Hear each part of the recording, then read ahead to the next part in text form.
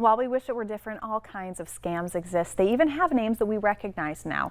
The grandma scam, crypto scams, identity theft, IRS scams, and one way these scammers get to us is via telephone. Today, Kathy Schwam, the AARP North Dakota State President, will talk to us about how to make sure our telephones aren't used as weapons for criminals. Welcome. Nice to be here.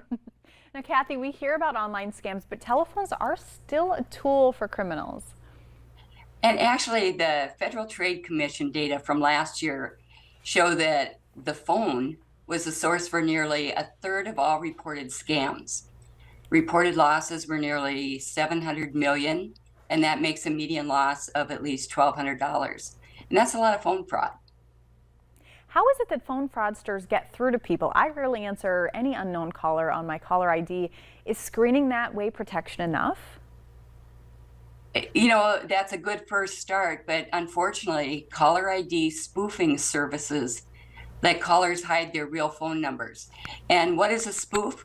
It's when the phone technology used by the scammers can use a fake 701 area code, making you think it's a local call.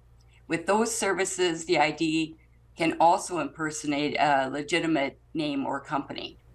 And through that impersonation, they can pull a lot of information out of you, right? Yeah, they sure can. And scammers use these services to commit identity theft. They pretend to be calling from a bank, a credit card, or a company, or a government agency.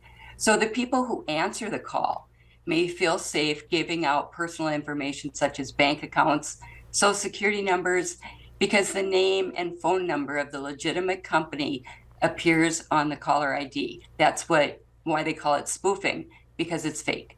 How do you know if you're receiving a legitimate call? You know, you really don't. The criminals are very good. They do high volumes of this, and they've overcome just about every kind of question. That's why you need to use your superpower, which is voicemail. Voicemail is the best defense?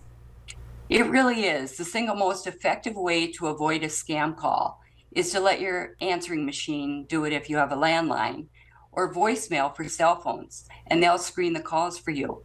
It's a power we all have, but unfortunately it's not a power we all use. By letting calls go to voicemail, you can protect yourself from the IRS scam, Medicare scam, Microsoft, your grandparents scam, and dozens of other imposter scams. Just let the call go to voicemail. At an AARP event a few years ago, we learned of a free cell phone app called YouMail. It's just YOUMAIL.